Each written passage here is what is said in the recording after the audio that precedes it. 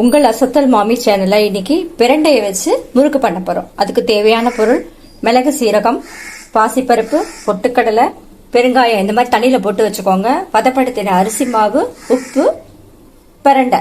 வாங்க இது எப்படி பண்ணலாங்கிறத பார்க்கலாம். இந்த மாதிரி ஒரு கடாய் வச்சு மிளகு, சீரகம் இதை போட்டு நல்லா வறுத்துக்கோங்க. சூடு வர வரைக்கும் வறுத்தா போதும். நல்லா சூடு வந்துருச்சு. இந்த அளவுக்கு வறுத்தா போதும். இப்ப எடுத்துடலாம்.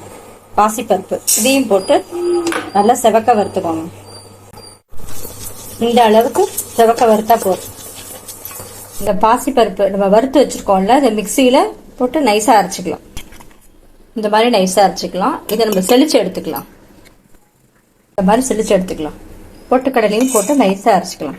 மிளகு, சீரகம் வறுத்து வச்சிருக்கோம் இல்லையா, அதையும் போட்டு நைஸா அரைச்சிக்கலாம். பொட்டுக்கடலையும் இதுல போட்டு நைஸா செழிச்சுக்கலாம். மிளகு, சீரக பவுடர் இதையும் போட்டு இதையும் செழிச்சு எடுத்துக்கலாம். இது கொஞ்சமா இருக்கிறதால கரெக்டா அரைப்படலை.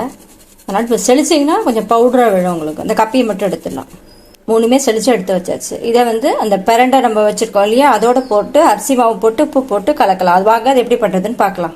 ஜார்ல இந்த பிஞ்சா இருக்கணுங்க இந்த பிரண்டை. இந்த பிரண்டைய தோல் எல்லாம் எடுத்துட்டு இந்த உள்ள இருக்கிற சதப்பகுதி இருக்கு இல்லையா, அதை போட்டு கொஞ்சோண்டு தண்ணி ஊற்றி கொஞ்சம் நைஸா அரைச்சிக்கலாங்க. அரைச்சி வடிகட்டி நம்ம அந்த மாவுல சேர்க்க போறோம். நம்ம பிரண்டை அரைச்சி வச்சிருக்கோம் இல்லையா, அது இந்த மாதிரி வடிகட்டலாம்.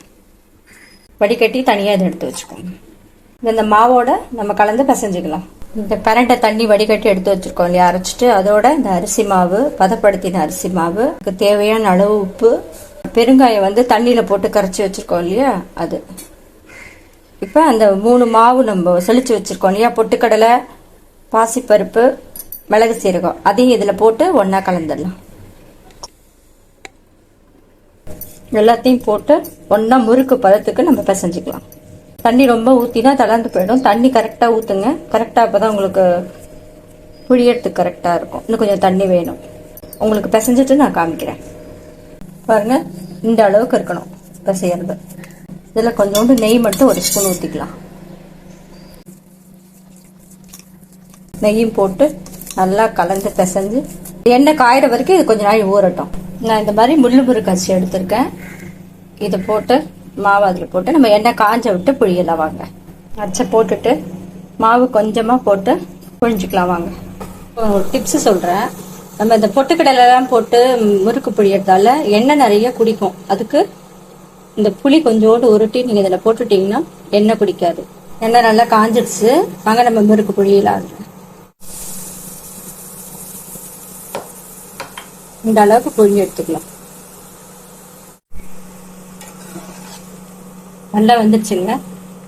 இந்த கலர் வந்த உடனே எடுத்துடலாம். முறுக்கு சின்ன சின்னதா வேணும்னா இந்த மாதிரி சின்ன சின்னதா கூட புழிஞ்சுக்கலாங்க. பிரண்டை, மிளகு, சீரகம் போட்ட முறுக்கு, முள்ளு முறுக்குங்க. பாருங்க இவ்வளோ நல்லா வந்திருக்கு. இது உடம்புக்கு ரொம்ப நல்லது.